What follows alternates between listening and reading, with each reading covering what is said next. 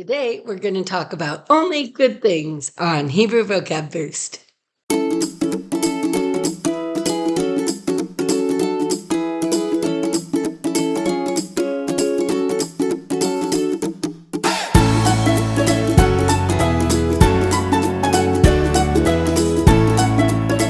Welcome back to Hebrew Vocab Boost. Forgive me, I've been sick, so I'm a little hoarse. Today, I'm talking about the root, or roots actually, of the word tov, which means good. So why are there two roots? Well, that is a very good question. There are actually many three-letter roots that show evidence that they have formed from an earlier, more primitive two-letter root. And these three-letter roots can form by adding a yod or a vav in the middle, or sometimes a yod at the beginning, or there are other ways. So it does look like tov was a two-letter root, Tet-Bet, and then it became slowly over time a three-letter root, Tet-Vav-Bet, and a different three-letter root, Yod-Tet-Bet. So believe it or not, there are not a lot of different words with different forms, especially from biblical times. There was the noun/adjective form, and then in biblical Hebrew, there were two verbs, a pa'al verb and a hif'il verb. So let's start with the noun/adjective form. The basic word is tov, and this would be one of the nouns and also the masculine singular adjective. And the feminine singular would be tova, just by adding that hey. And the masculine plural is tovim, and the feminine plural is tovot.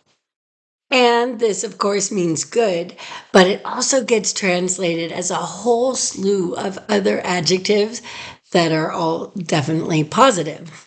So we get beautiful, handsome, benevolent, bounteous, choice, as in when you're talking about animals or fields or even people, fertile when we're talking about land, delightful, generous, intelligent, precious, all kinds of positive attributes. And these can be not only in their basic form as an adjective, like good, but they can also stand on their own as a comparative or a superlative, as in better or best, and or more beautiful, more delightful, choicest. But it exists without any kind of a marker, like how in English we put the ER at the end or the EST to make a word, like more so or the most, or we use the words more or most. So when searching my corpus, I found about 700 instances of this root in the Tanakh, and I looked closely at about half of them. And in all the ones I looked at, I never saw a superlative or comparative marker. They just all stood on their own and then got translated as better or best. So the question arises, if there's no comparative or superlative marker, how do we know that it's better or best and not just good? Well, we have to look at the context around the sentence, and we also look at the structure of the sentence itself. So for instance, let's look at the first part of this verse. This is Proverbs 3:14, and it says, Ki tov sachra mischar kesef u mecharutz tevuata. We're going to ignore these last two words because we can analyze the first five without the last two. They're just separate. So the verse before this one was talking about wisdom, which is chokhmah, and understanding, which is tevuna. And both of these are feminine nouns.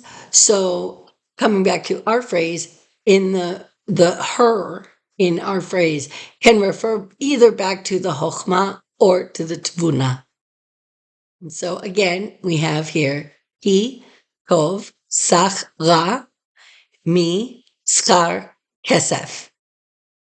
And so it's clear that the value of the wisdom that was mentioned in the previous verse is being compared here to the value of silver.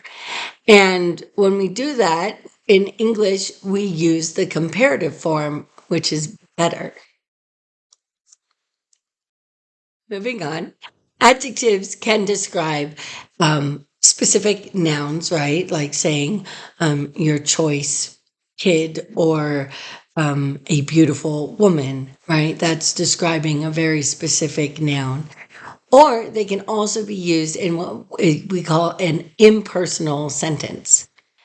And this kind of sentence involves a verb or an adjective with no subject. So in English, we would say, it is good that blah, blah, blah, whatever. But in Hebrew, because there's no word for it and there's no word for is, they just say tov, and then they continue on their sentence. And so let's look at this sentence. Tov lagever hi yisa ol b'ne'urav. It is good for a man when young to bear a yoke.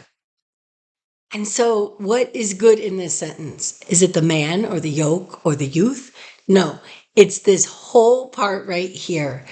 This is what is good. And why didn't I include the man in here? Well, that's who it is good for. Sometimes it is just good in general. Other times it's good for a specific person or a specific group. And in modern times, tov just basically means good. So its meaning seems to have kind of narrowed and focused. We have all kinds of other adjectives to describe beautiful or delightful, stuff like that. And there's another adjective that has arisen, and that's metavi, which means optimal. But to be honest, I usually hear Israelis saying optimally. And so also, just like in English, the word good shows up in all kinds of greetings. Good morning, good afternoon, good day. And but let's remember, in English, the good comes first. In Hebrew, it always comes last. So we have Boker Tov, Yom Tov, Erev Tov, Laila Tov. I see a lot of people ask, oh, how do you say good afternoon? And sometimes people will answer, oh, it's Acharei Tzohoraim Tovim. And to me, this phrase, Acharei Tzohoraim Tovim, feels really forced. It is true that Acharei Tzohoraim means afternoon, but it's not something you typically hear Israelis say.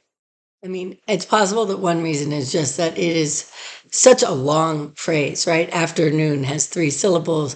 Acharet Tzohoraim, like this, what is that, 7? So also, the other thing is that Tzohoraim is less specific than noon. We always translate it as noon, but it's really more like the middle of the day. For example, they will refer to the 2 p.m. hour as Shtayim Batzohoraim, which, if we translate Tzohoraim as noon, that would literally mean 2 at noon. And so, of course, in English, we would say 2 in the afternoon, right? Or usually we would just say 2 p.m. So anytime in the middle of the day, maybe from like 10:30 all the way up till 3 o'clock, it would be appropriate to say Tzohoraim Tovim, which is like happy middle of the day to you.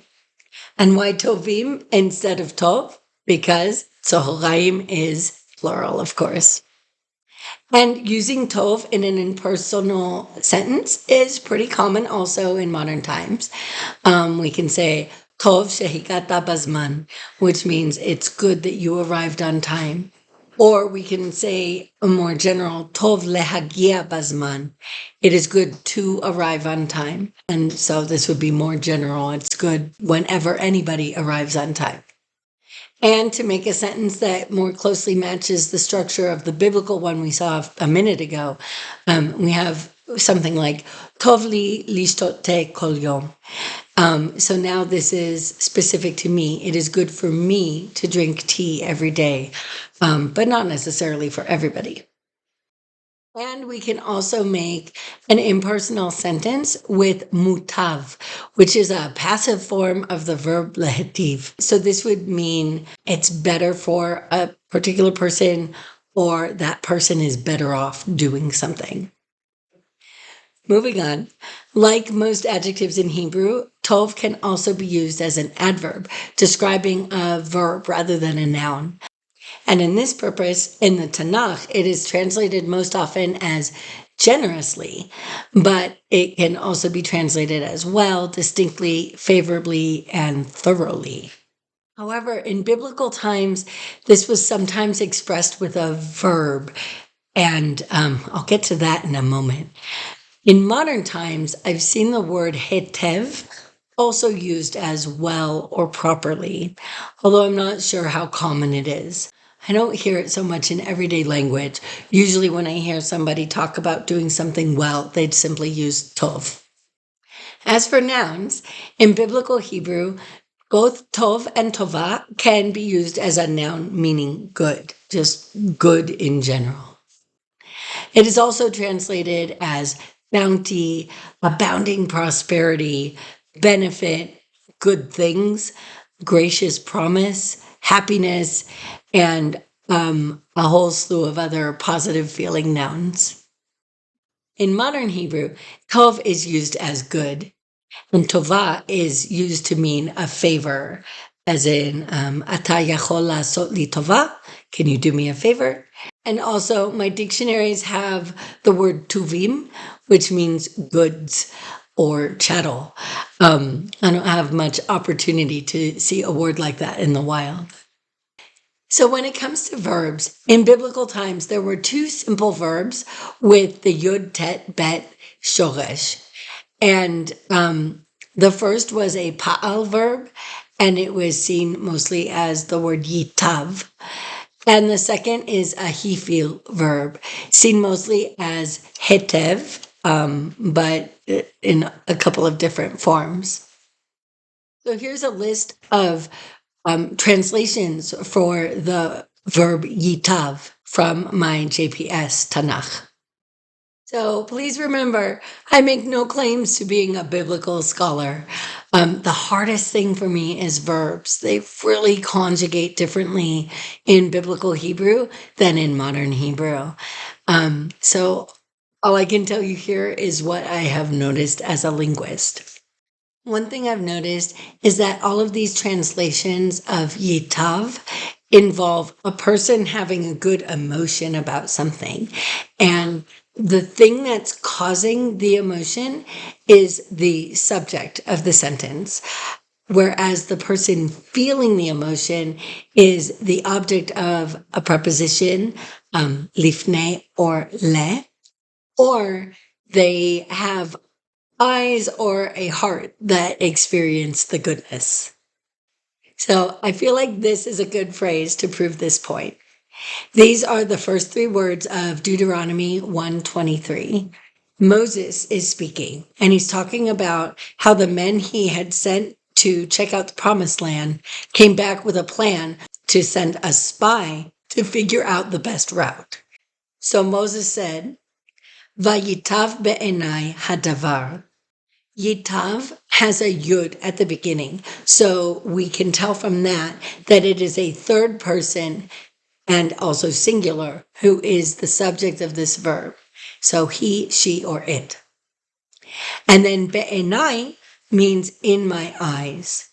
And then the last word of this phrase, we finally get to the subject of the verb, hadavar, which means the thing or the word, or here it means the plan.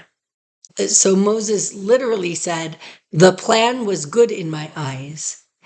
And JPS translates this as I approved the plan. According to BibleGateway.com, the New International Version translates this phrase as the idea seemed good to me. So I would never be so arrogant to think that anything that I might see in these words is more valid than these scholars who have spent their entire careers trying to figure out these words. But what I will say is that the syntax of the New International Version is closer to the Hebrew than the JPS version. Okay, so here is a list of the translations from my JPS Tanakh of the verbs that I can definitively identify as the he-feel verb hetiv. And one thing I notice is that the subject of these verbs is often a person, and that person is doing some kind of good to another person. They're actually doing good. And so hetiv seems to be more active, like doing some kind of beneficial action to another person, whereas yitav was more of something feeling good to a person. And one of these meanings we see down at the bottom, do something well. And this is the verb that I was talking about when we were talking about the adverb well. The structure of it is a little bit like to excel at something. So what they do, the structure of it is that they have a conjugated form of the verb lehetiv, and then they, right after that, put another verb, but that one is in its infinitive form. So let's look at one. In 1 Samuel 16:17, we have Vayomar Shaul el avadav, Re'u nali ish metiv lenagen, vehavi'utam elai. Ish metiv lenagen. So this gets translated as, find me someone who can play well. But we can see that the structure is more like a man who is good at playing or who excels at playing.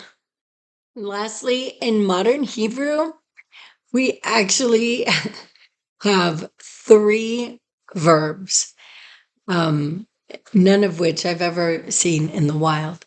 The first one is a pa'al verb, latuf, which means to be good.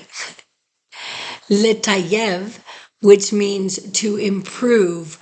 And I guess this is typically used in agriculture to improve soil. And then we also have lehetiv, which is also to improve or to do better. I don't see these very much out in the wild.